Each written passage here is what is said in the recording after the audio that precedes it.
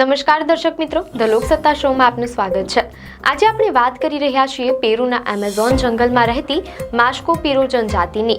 આ એવા લોકો છે જેમણે આશરે છેલ્લા 100 વર્ષથી દુનિયાથી કપાઈને રહેવાનું પસંદ કર્યું છે, જે આજે પણ તીર અને લાંબા ધનુષથી શિકાર કરીને જનજીવન ગુજારે છે।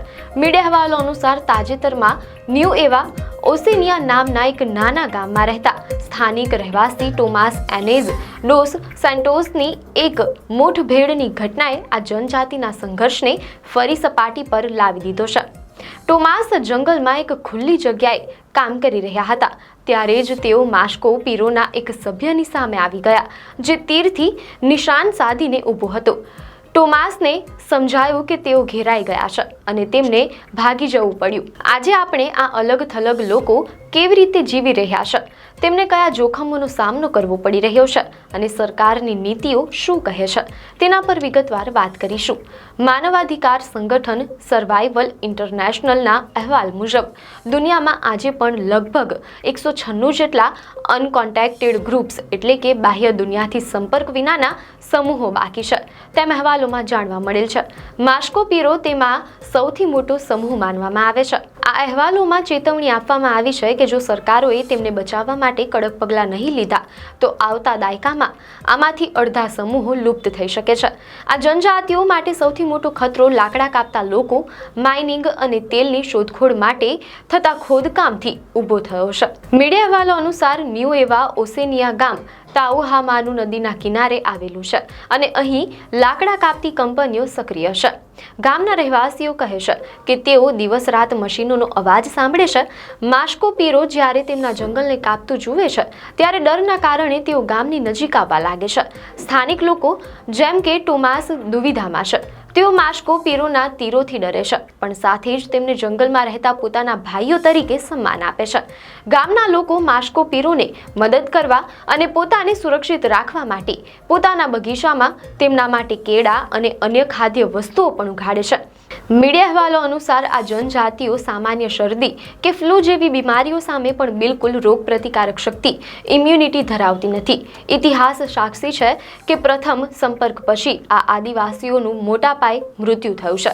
મીડિયા અહેવાલો અનુસાર 1980ના દાયકામાં જ્યારે પેરુના નાહુઆ લોકો પ્રથમવાર બહારની દુનિયાના સંપર્કમાં આવ્યા ત્યારે થોડા જ વર્ષોમાં તેમની 50% વસ્તી ખતમ થઈ ગઈ હતી। 1990ના દાયકામાં મુરુહાનુઆ લોકોનું પણ આવું જ થયું હતું। સ્વદેશી અધિકાર સંગઠન ફેમનેડના ઇઝરાયેલ અકવીસે કહે છે કે મહામારીના દૃષ્ટિકોણથી કોઈ પણ સંપર્ક તેમનામાં બીમારીઓ ફેલાવી શકે છે। સાંસ્કૃતિક રીતે પણ કોઈ પણ હસ્તક્ષેપ તેમના સંપૂર્ણ સામાજિક જીવન અને સ્વાસ્થ્ય માટે ખૂબ જ હાનિકારક હોઈ શકે છે।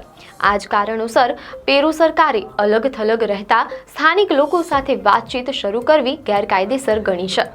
માસ્કો પીરોની હાજરી હવે ન્યૂ એવા ઓસેનિયાની આસપાસ સતત જોવા મળી રહી છે।